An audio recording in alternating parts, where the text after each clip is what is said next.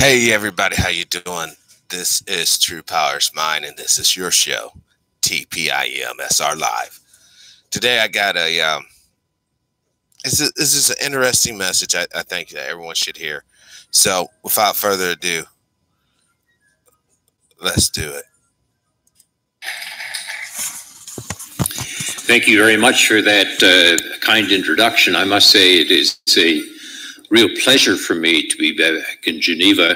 My wife Molly and I had a wonderful time here at the Graduate Institute, but my, what a difference. It has certainly grown and prospered, obviously in this spectacular building, but also in its reputation and its contribution to a very important field. So it's truly a pleasure to be back. Now, I'd like to tell you that I could answer the question that is up on the screen behind me. If you came thinking you were going to get the answer, it might be false pretenses.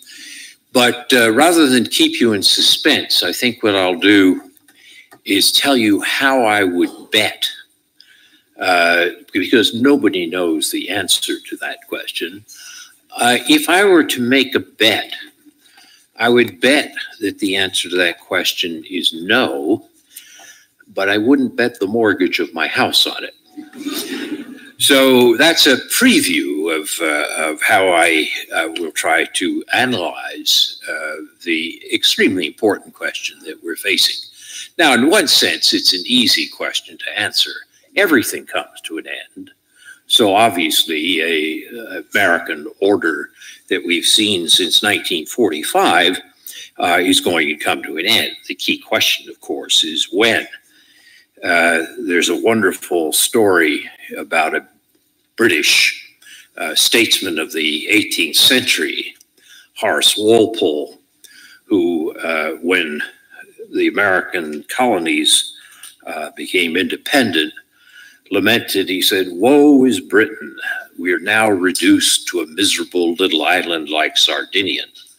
I hope there are no Sardinians here, but in any case, this was on the eve of Britain starting its most important century, which was fueled by the Industrial Revolution. So I say that merely to remind us that we need to be humble about predictions, about what we think is going to happen. When we talk about human beings as organisms, we can get a fairly clear sense of a trajectory and what it means to decline or come to an end and so forth. I can assure you, without any fear of contradiction, that given the dates you just heard in the introduction, I am in decline. But I can't assure you about a country being in decline or an order being in decline. And that's why it's worth going through the exercise that I intend to try to structure for you, which is not so much to answer this question as to help you how to think about it, to get a more intelligent judgment or to make your own bets. Now, first of all, let's start with a baseline which is accurate. And very often people say that, we're in extraordinary disorderly times today. We've never seen anything like this. Well, in fact, that's not true. As Henry Kissinger points out in his recent book on world order, there's never been a truly global world order. And people who go back and say, but, weren't we living in an age of American hegemony for the last 75 years? The answer is no, not really. At best, it was half hegemony. If you ask about the international order that the Americans helped to structure after 1945, it did not include China, did not include India, did not include the Soviet Union. There's more than half of the world right there. So it was a set of like-minded countries which were obeying a set of rules and structuring a set of alliances. But this view that the world order was an American hegemony is again a bit fictitious. And unless we have a clear baseline, it's going to be pretty hard to get an idea of how we judge where we are today. But I think you can raise a question, a legitimate question, which is whatever you call the last 70 years or so, are we at an inflection point?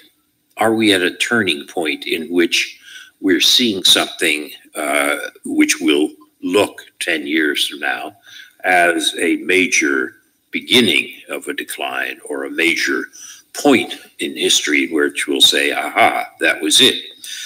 For example, my colleague Larry Summers, former Secretary of the Treasury, distinguished economist, had a piece in the Financial Times last week in which he said the big question that arose after Donald Trump withdrew the United States from the Paris Climate Agreement was whether this was an inflection point in history or whether it was a temporary aberration.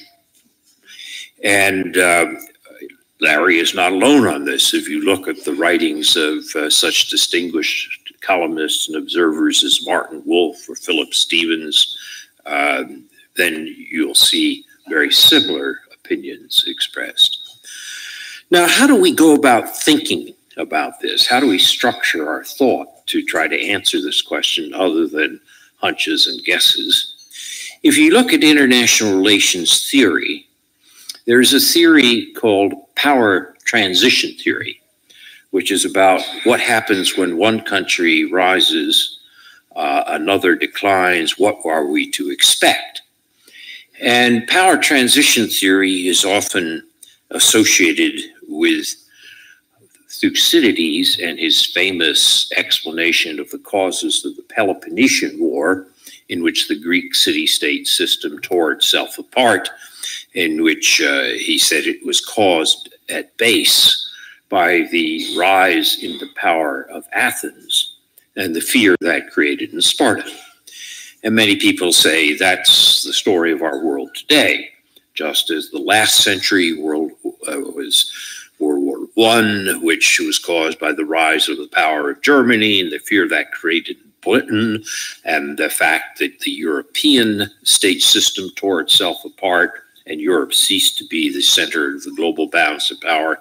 What we're going to see in the 21st century on this analogy or this view of power transition theory is the rise in the power of China is going to cause fear in the United States, which is going to lead to some great conflict or conflagration, perhaps growing out of a minor incident. After all, the Peloponnesian War started with an episode at Epidamnus, which was of no great significance. But in that climate of power transition and fear, it led to escalation, which was of tremendous importance. If that view of power transition theory is correct, what I call the Thucydidean view, we're in for a very bad century, because a major war between the United States and China, which was once analyzed by the Rand Corporation as a war that the United States would win, but at enormous cost to both sides, that would be bad for the US, bad for China, and bad for the rest of the world. So that's one view of power transition theory, and a lot of people are writing about that and paying a lot of attention to it. The trouble that I have is that many people think only of that aspect of power transition, which you might call the problem of the rising power doing too much and thereby frightening the established power. I have argued that there's another aspect of power transition, which is almost the opposite. It's that the rising power doesn't do enough. And to try to get people to focus on that rather than merely the age-old Thucydides problem, I've called that the Kindleberger trap instead of the Thucydides trap. Now, who is Kindleberger? Charlie Kindleberger was a very distinguished economist at MIT who was a student of the Great Depression and of the 1930s. And Kindleberger argued that the problem of the 1930s, the reason that it turned out so badly, the reason the Great Depression was so deep and devastating, was because the United States had become the most powerful country in the world, but didn't act like it. It was still a free rider. And Britain, which had produced global public goods in the 19th century, had been so severely weakened by World War I that it could no longer do the job. And the failure of the Americans to live up to their new position is the reason that you got in the 1930s what the great poet W.H. Auden called a low, miserable decade, a decade marked by a deep depression, by genocide, and by World War II. Now, to understand that, you have to go back to the question of what is an order and what are global public goods. A public good is something from which we all can benefit and none can be excluded. The simple example of this in terms of domestic politics is clean air.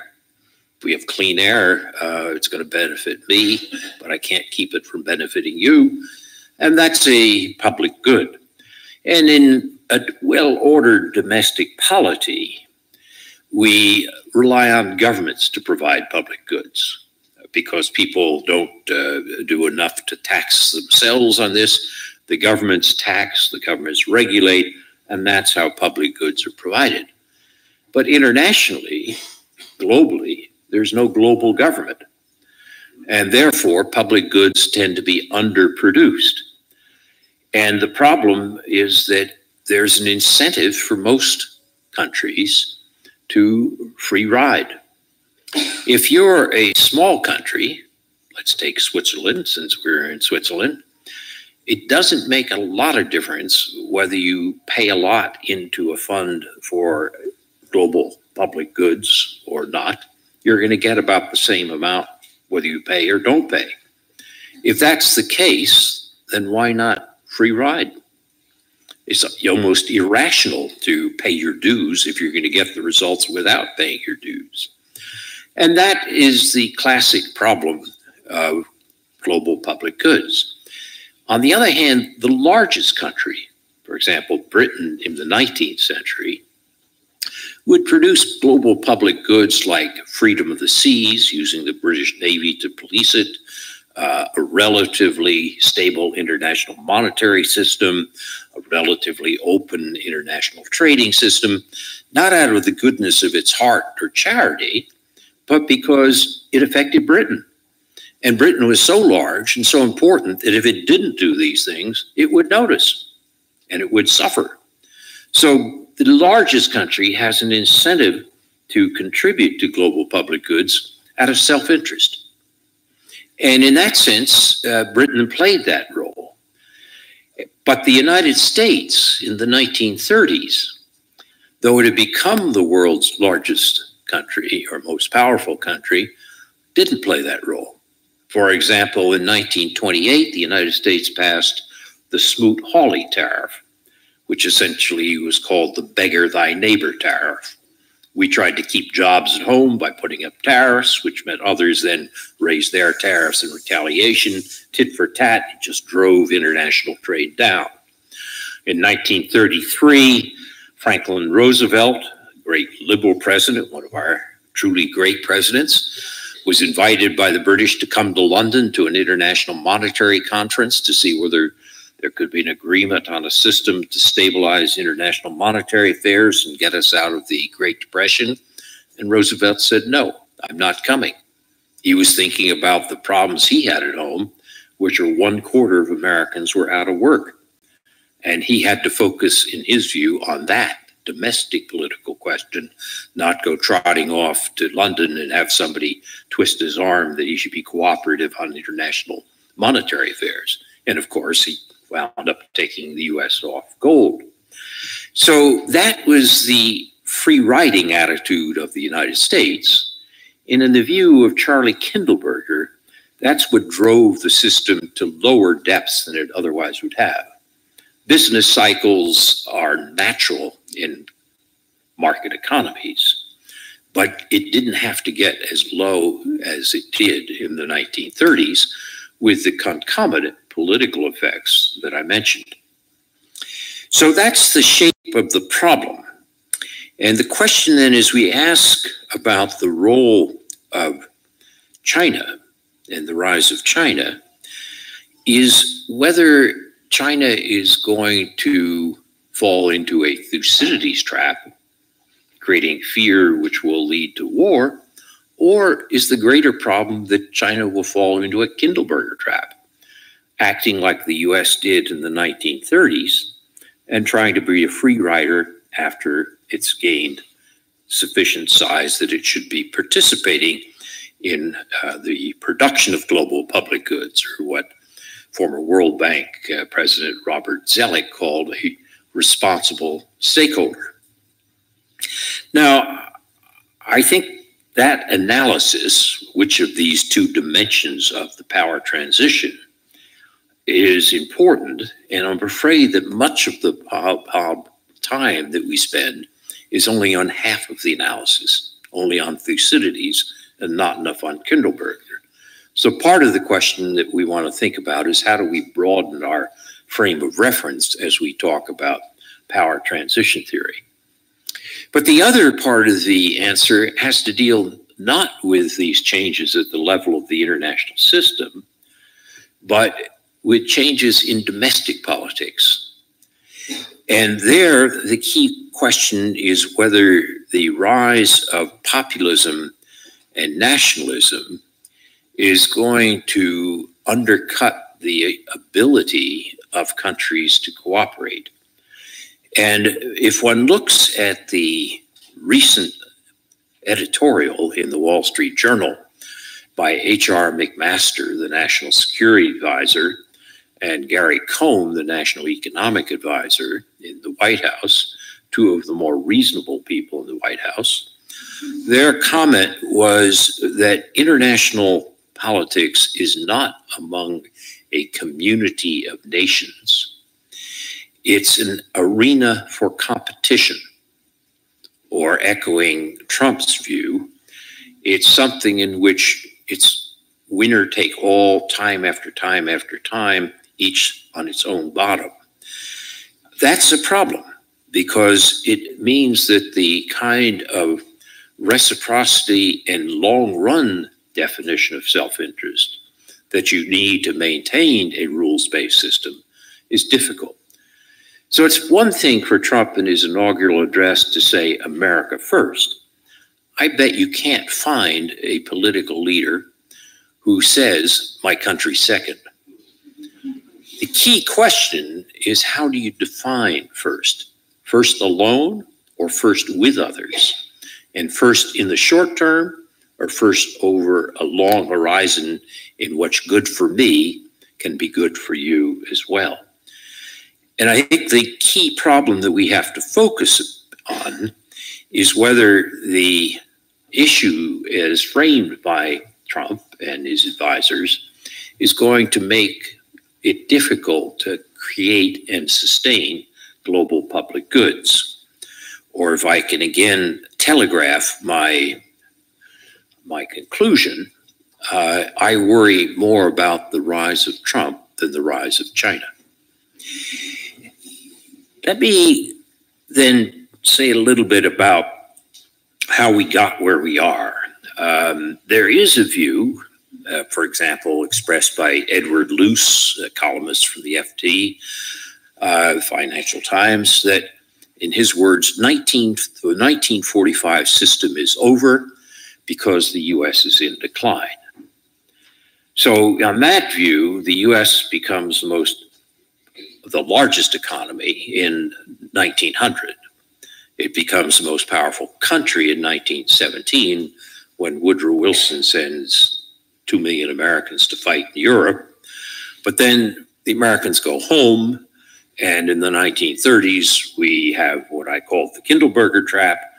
And in 1945, Harry Truman and his colleagues say, that was a mistake. We can't do that again. So in 1947, when the British sent a message to Washington saying, we can no longer defend Greece and Turkey and the Eastern Mediterranean against Soviet aggression, Truman announces the Truman Doctrine, that the United States will step in.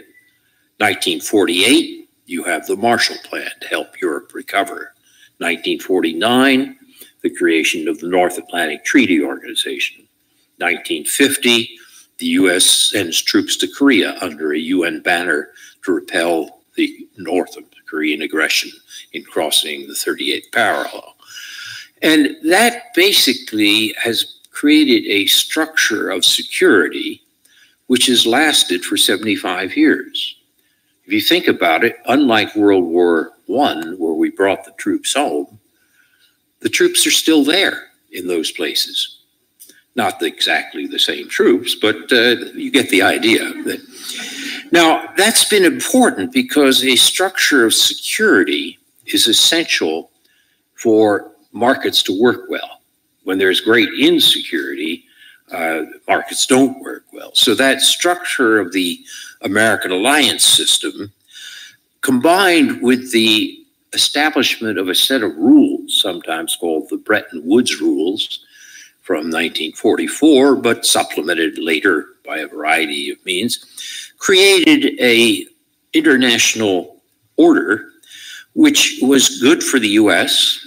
It was also good for many countries, not good for everybody. The U.S. sometimes made mistakes, did dumb things, but by and large, it was produced by a United States which was powerful.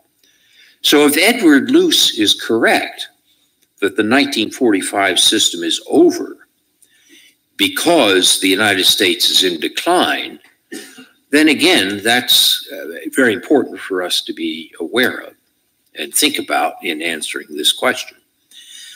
I wrote a little book a couple of years ago called Is the American Century Over?, which tried to establish some facts and figures to make the argument that the United States is not in decline. But one of the things you have to do is distinguish between two different senses of the word decline. There's absolute decline, which is what happened to ancient Rome. Absolute decline, Rome was unable to fend off barbarians. Remember, it didn't succumb to the rise of another empire, the Persians or the Gauls or whatever. It succumbed to hordes of barbarians, and it couldn't fend them off because it had no internal economic productivity, but instead was locked to internecine warfare. And so people sometimes say the US is like Rome. No, that doesn't fit.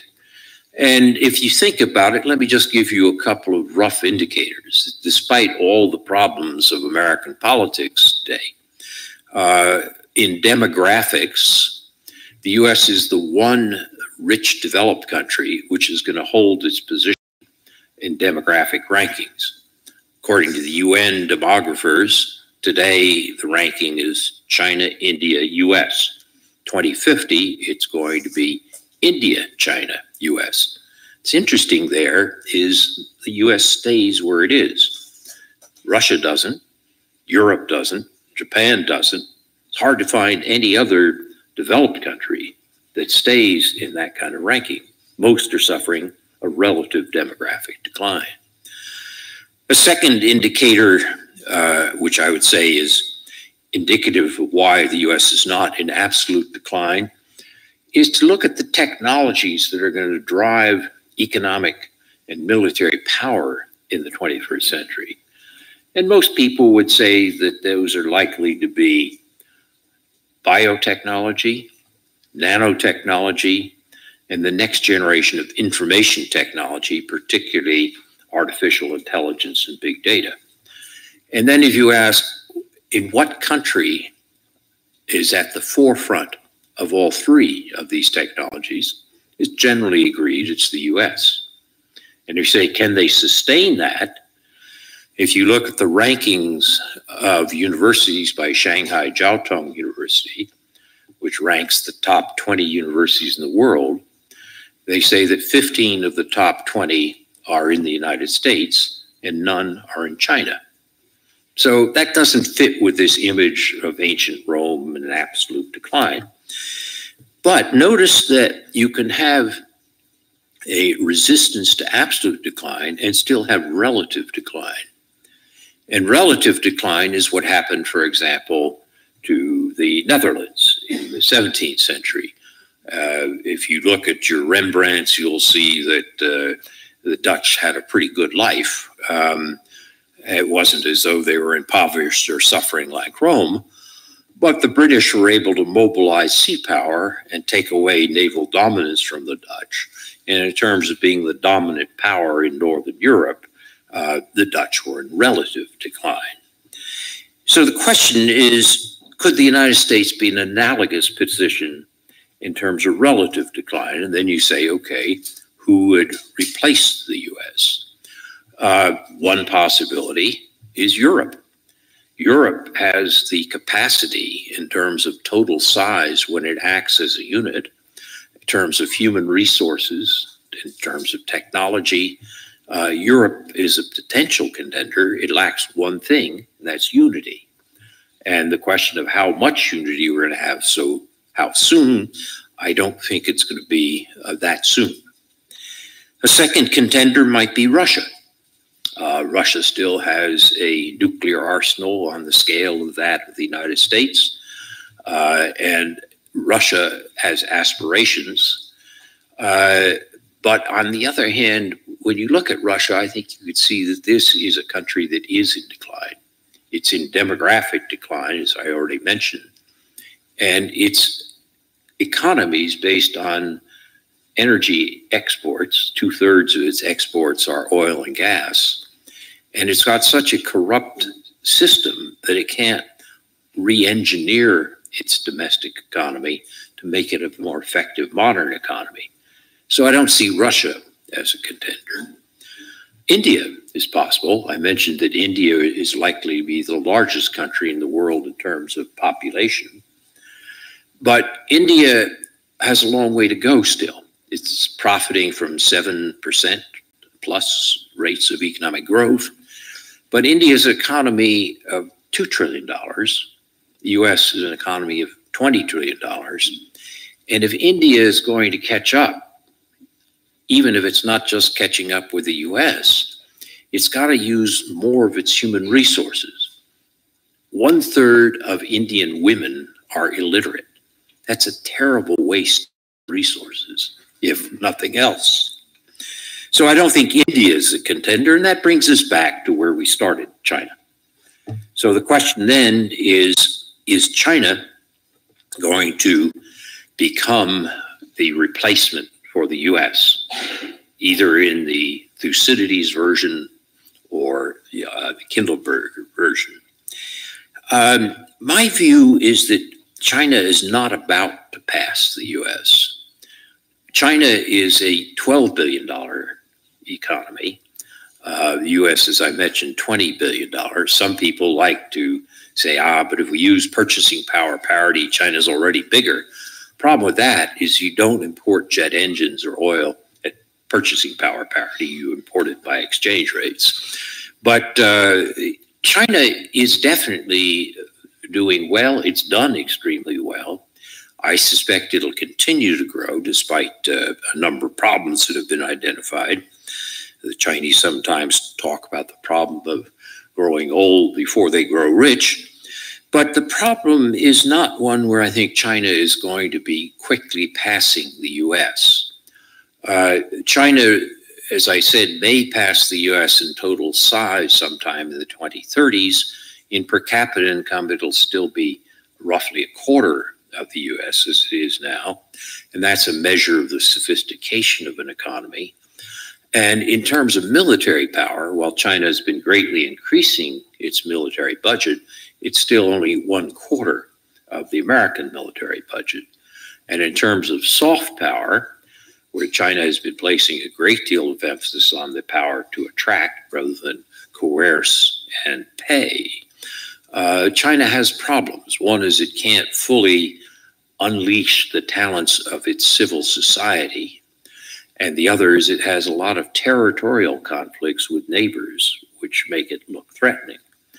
The net result of that is the Portland consultancy, which does a index of soft power that it calls the Soft Power 30, which it produces annually, ranks China about 28th on soft power, not about to pass the US. Now, why is that of some importance? It's importance because it means that we probably don't have to worry that much about as much about the Thucydides trap as people think. When you go back to the example of Britain and Germany on the eve of World War I, it's worth remembering that Germany had already passed Britain by 1900. So Germany was not just on Britain's heels, it was overcoming.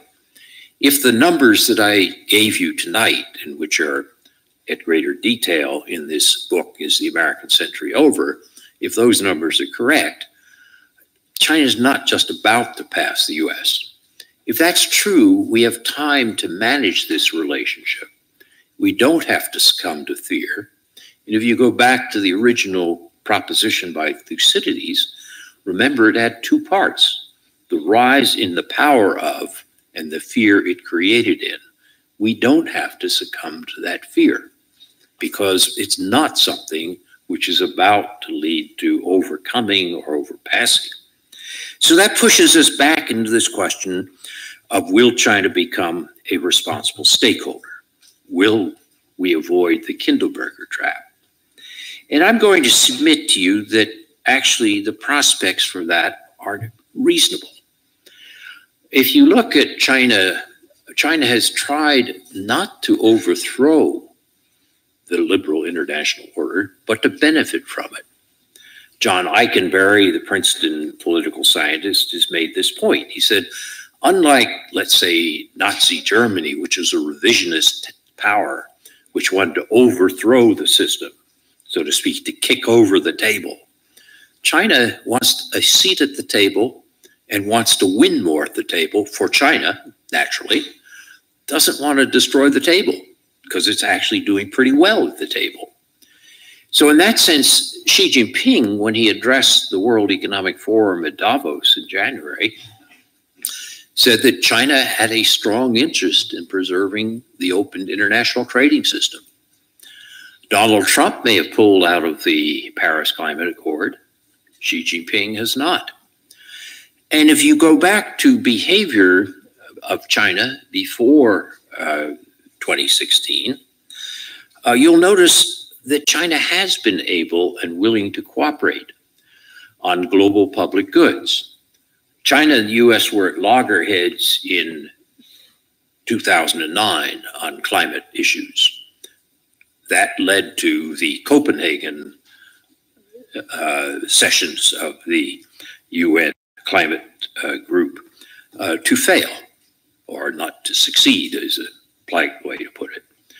If you look at Paris in 2015, Obama and Xi had reached an agreement on how they would approach this, which helped with excellent French management of the process in Paris, and with solid European support, which helped produce a success at Paris. So from 2009 to 2015, China and others went from being free riders to setting up a framework for producing global public goods in the climate area. Or to give you another example, also in 2015, the United States and China had been at loggerheads over rules for cyberspace, each accusing the other of unfair practices. And the United States said, all right, we're both going to spy on each other. Nations have always spied on each other. Having an agreement not to spy is not very useful.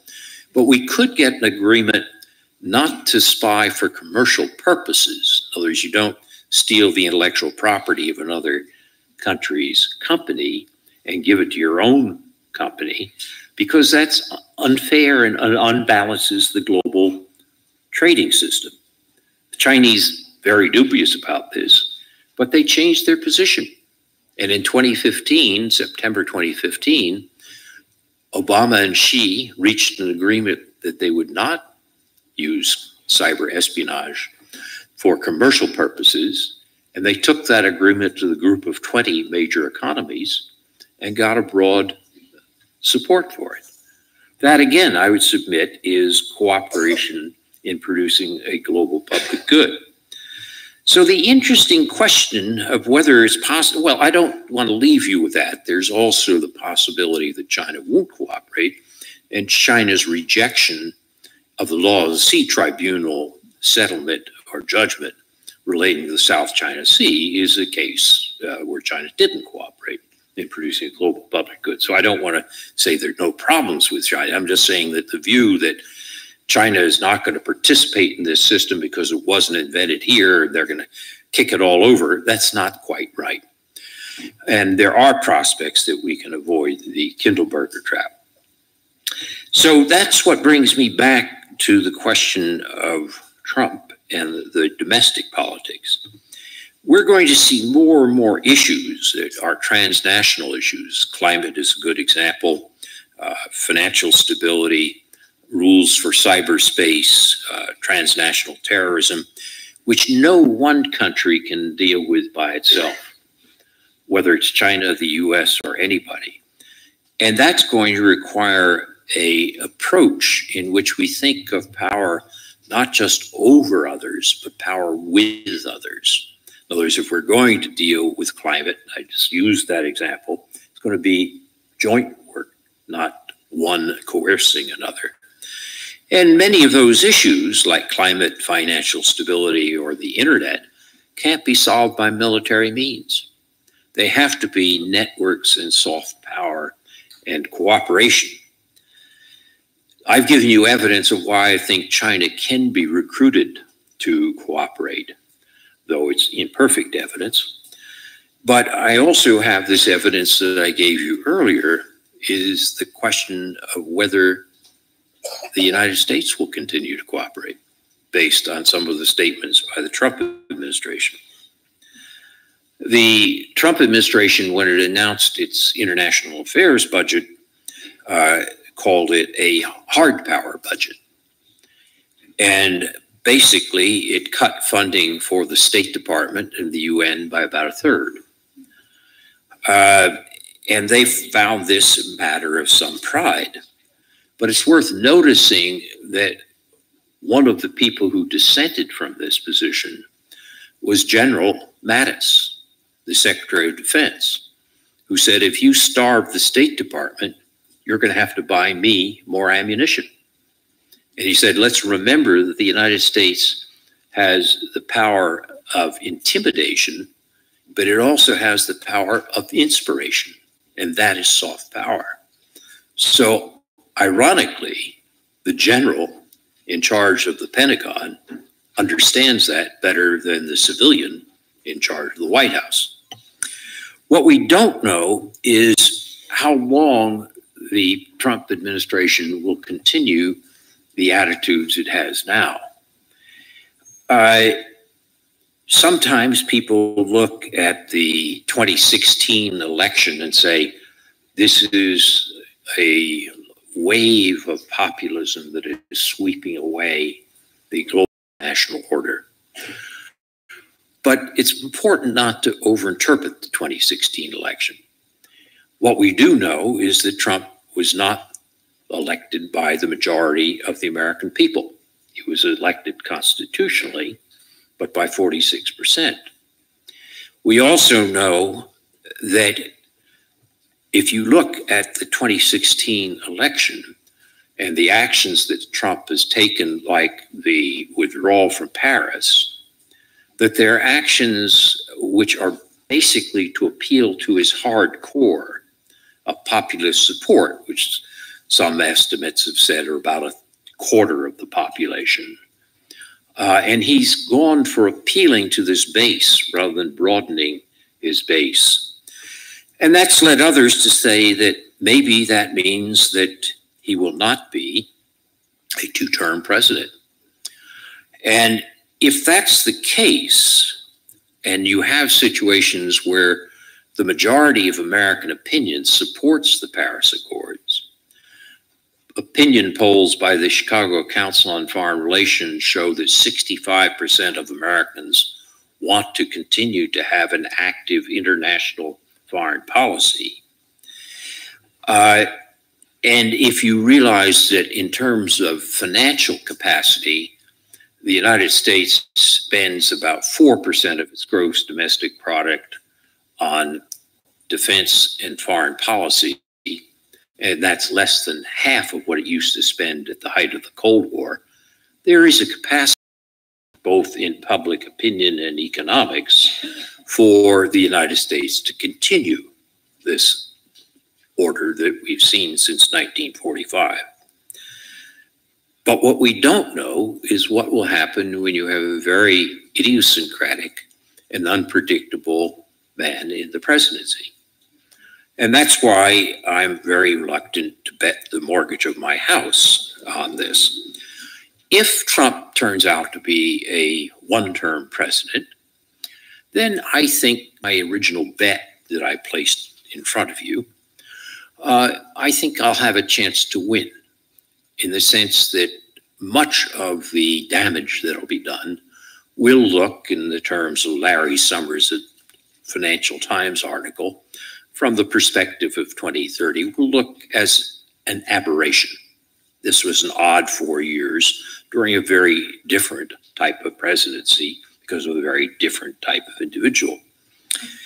On the other hand, if there's some event that changes public opinion in a dramatic way, for example, another 9/11 or some major terrorist event, and public opinion then basically rallies behind Trump, because in times of crisis, that's what happens. Public opinion tends to rally behind the president, and he turns out to be not a 4-year president, then I think the most likely outcome is not that China will take over the international order, but the result will be entropy, the inability to get work done, a gradual deterioration of the capacity to produce global public goods.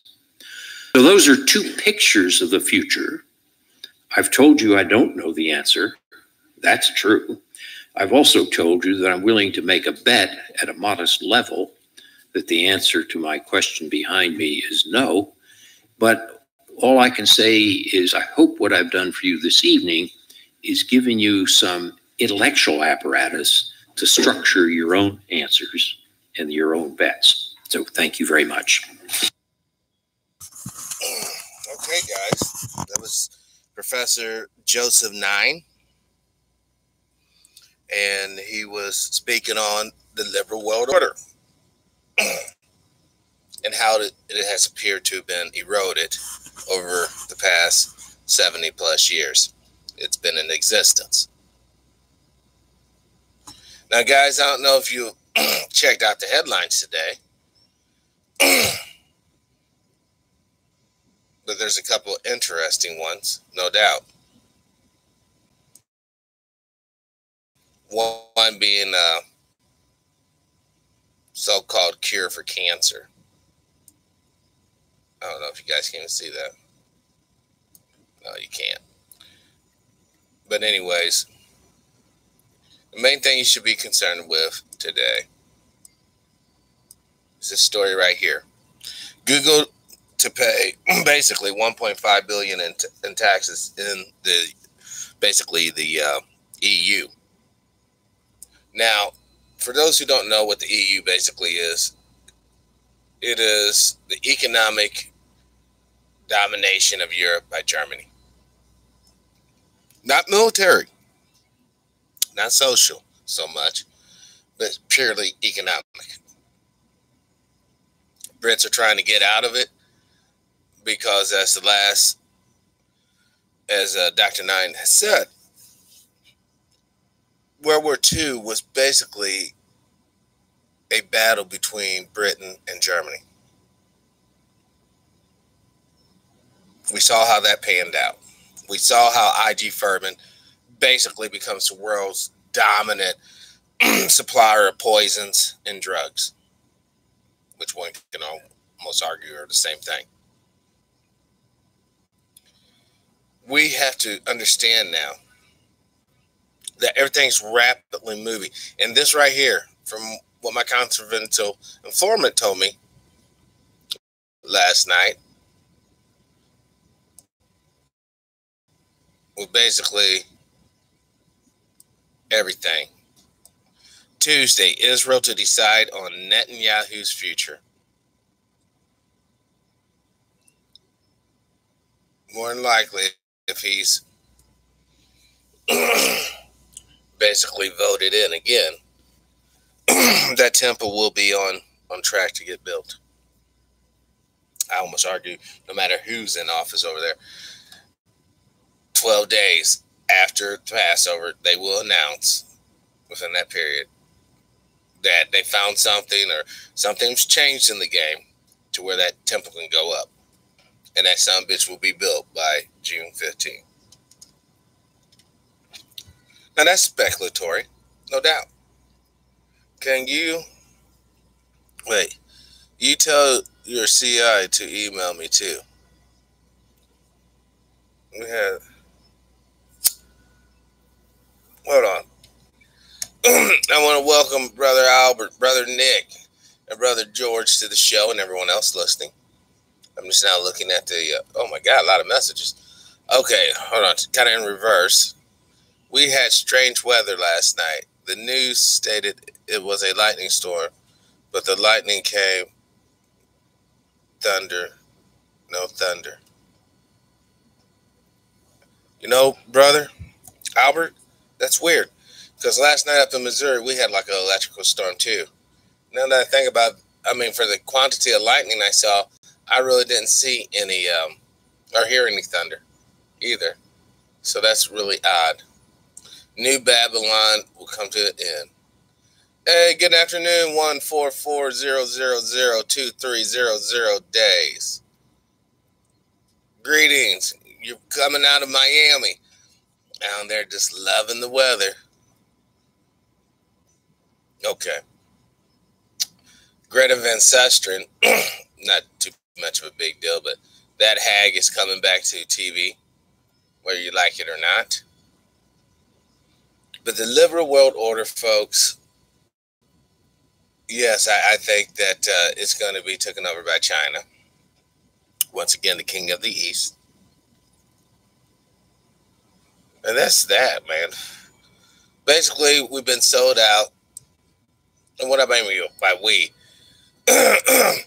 those who believed in freedom, those who believed in property ownership, those who believe in freedom of religion, those who believe in the tenets of the Constitution, the spirit of the Constitution, all that been sold out, yo. These people do not care about your freedom. They do not care about your so-called property, even though you really don't own it. And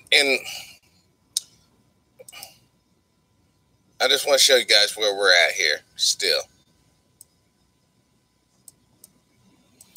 U.S. debt clock. Now, last time we talked about this, each and every one of you guys owed about $180,000 and like $800 and change. Let's see how much you owe today. Because I'm assuming, I'm believing it's a little more than normal. All right, let's check out the debt clock. Wow. Well, it's not too bad. Each citizen only owes $67,511 each, and each taxpayer, the people who would actually pay, only owes $181,040. I mean, $181,000. That's like the price of a nice little 2-bedroom home.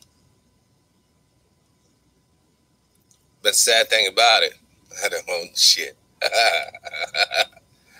You would think, Brother Albert, because of your military service, that you and all veterans would not have to participate in the debt here. Because if it wasn't for your actions out there on the battlefield, Well, we all know how the story goes. Now, we can look at, this is just sad, man. When you really look at all these numbers.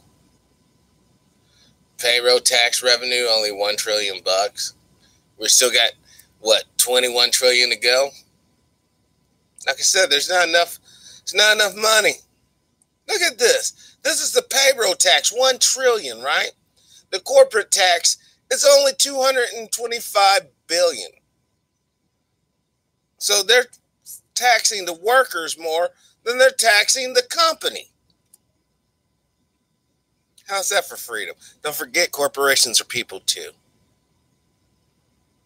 Obviously, people who get taxed less.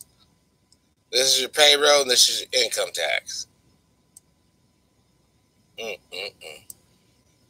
me post this in the chat room so all you guys can see this for yourselves.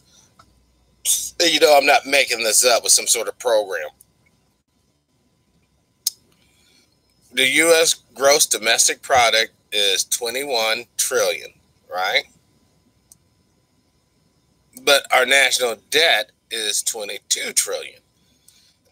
So we're still, even in the U.S. gross domestic product, that's like all the goods and services the whole damn country generates.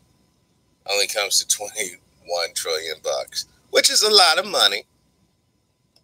All right, that's a lot of money. But if we was to sell off everything, we'll still be short. You are paying the company's tax every year, and then employees feed it back to you with pay raise.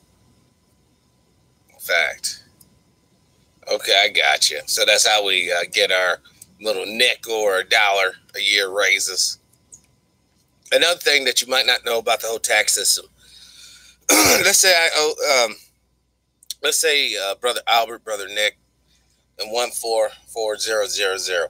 All three of you brothers were working for me, right?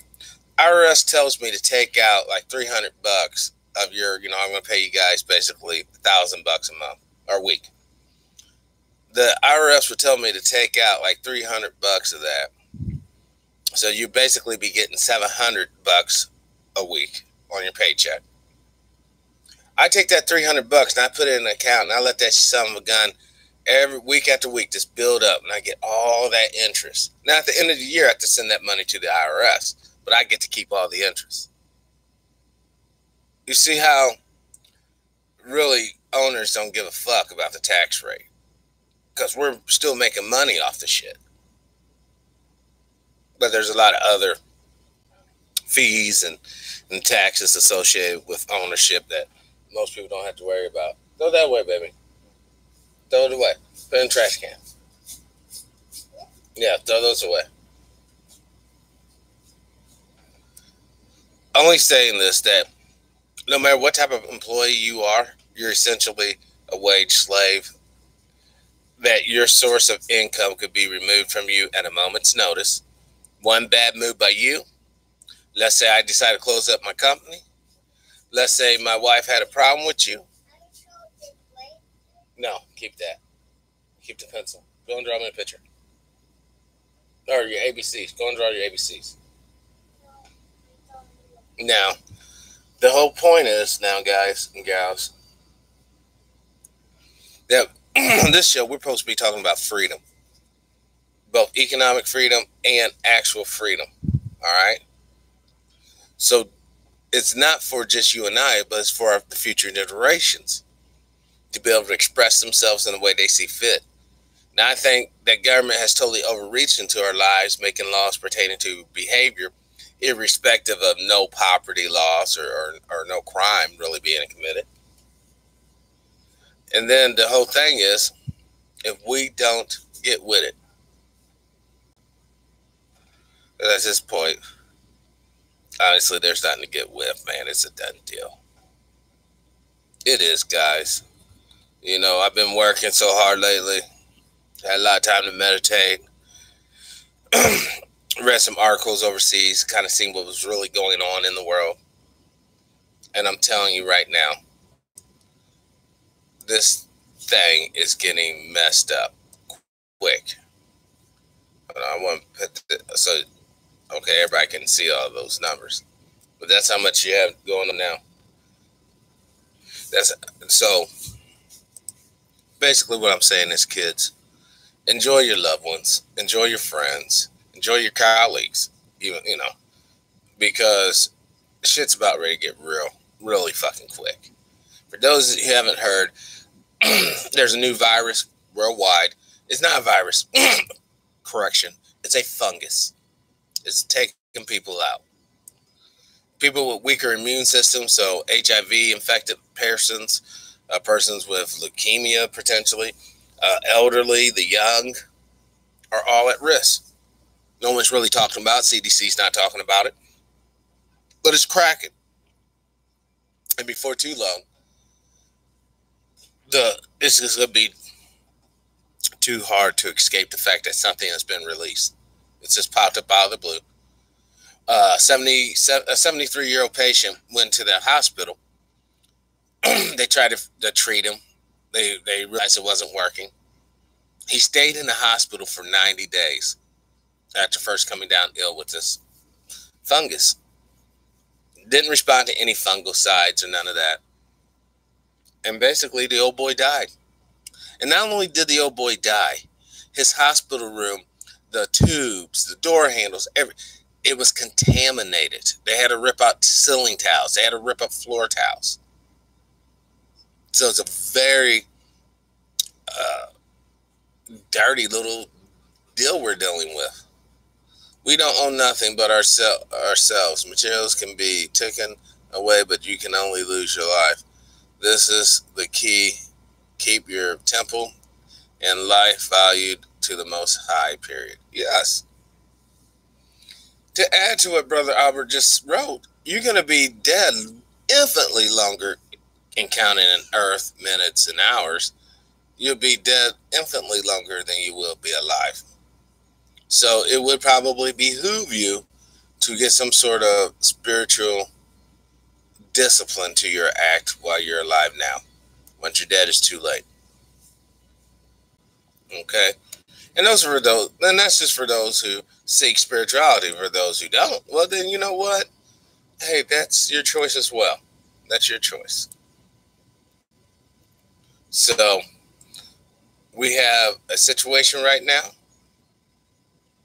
where we got people wanting to transplant heads to cure paralyzed people.